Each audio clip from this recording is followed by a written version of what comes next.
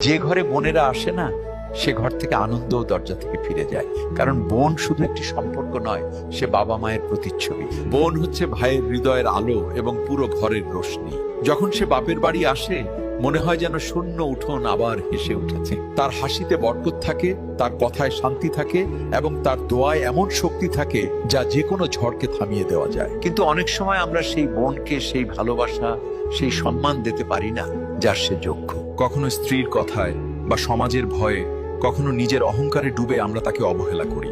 বোন কিছুই বলে না, শুধু চুপচাপ সহ্য করে। কিন্তু যখন বোনের হৃদয় ভাঙে, তখন তার নীরবতা সেই ঘরের দেয়ালে ধাক্কা খায় এবং ধীরে ধীরে সেই ঘরও শূন্য হয়ে যায়। যদি আপনার সাথেও এমন কিছু হয়ে থাকে, তবে আজই হৃদয় থেকে পুরনো অভিযোগগুলোকে একটি পুরনো মুদ্রার মতো দূরে ফেলে দিন। আপনার বোনকে আবার আপনার হৃদয়ে জায়গা দিন।